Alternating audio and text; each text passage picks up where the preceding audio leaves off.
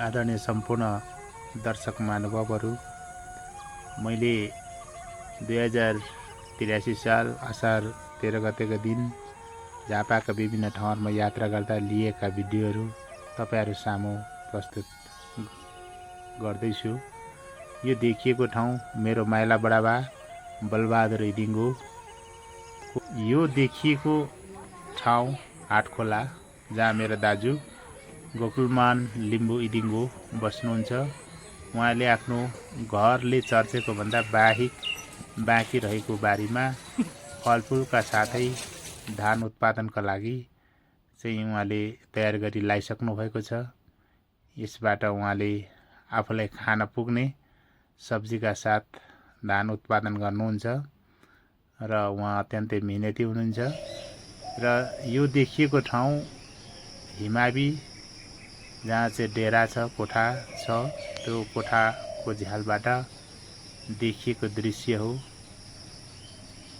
बिहानीको शीतलसँगै चराहरूको सुरिलो आवाज सुन्दा साँच्चै आनन्द लाग्छ।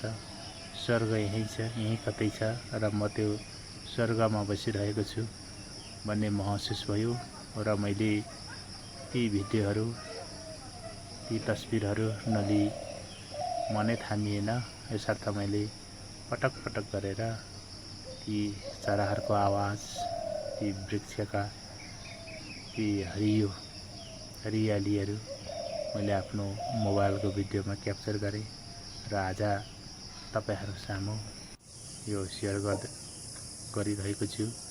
यो देखिएको तस्बिर, यो भिडियो अलिक परको हो। यो चाहिँ अहिले क्रमशः गाउँ बस्तीबाट सहरतिर उन्मुख बन्दै गएको अनुभव भयो, भास भयो। यो भिडियो हेर्दै जाँदा क्रमशः बिल्डिङहरू बन्दै गरेको यस्तै देखिन्छ।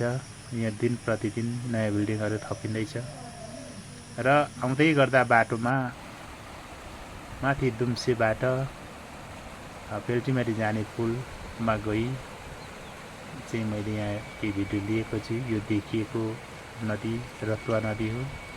यो बिहान ठुलो पानी परेको कारण ठुलो बाढी आएको छ। यो पुल माथिबाट लिइएको उत्तर दक्षिण दुवैतर्फको भिडियो लिएको छु। त्यो भिडियो खिच्दै गर्दा एक किसिमको चक्कर लाग्यो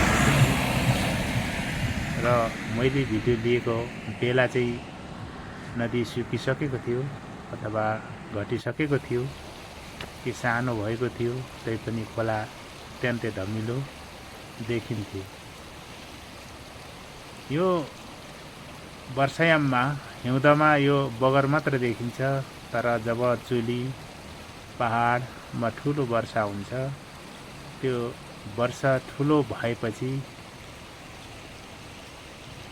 ती बगरहरू अहिले समुद्र झैँ देखिन्छ। अत्यन्तै विशाल हुन्छ। पहाडबाट चुलीबाट बगाएर ल्याएका दाउराहरू भेला गर्न त्यहाँका नजिकका मानिसहरू भेला हुँदा रहेछन् र सबै मानिसहरू आफ्नो काममा व्यस्त थिए। कोही दाउरा काट्दै थिए त कोही दाउरा भेला गर्दै थिए, कोही गाडीमा लोड गर्दै थिए। मैले केही छिन आफ्नो गाडी रोकेर, मोटरसाइकल रोकेर भिडियो नखिची मनै थामिएन। त्यसर्थ मैले छोटो भिडियो लिएँ। उहाँहरू व्यस्त हुनुहुन्थ्यो। मैले सोचेँ साँच्चै मानिस र प्रकृति बीचको सम्बन्ध अत्यन्तै नजिक छ। ती प्रकृति र मानिसको सहाराबाट जीवन चलेको छ। वरबाट पिपलको फेदीमा बसेर केही मानिसहरू आफ्नै तालले गफरिरहेका थिए र दर्शकको भूमिका निर्वाहिरहेका थिए। म पहाड पुग्नुपर्ने समय पनि निकै ढल्किसकेको थियो। यसर्थ यहाँबाट म पहाडतिर लागेँ।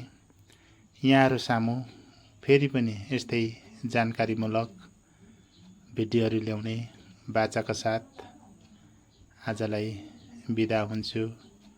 हस्त नमस्कार सम्पूर्ण दर्शक महानुभावहरू फेरि भेटौँला।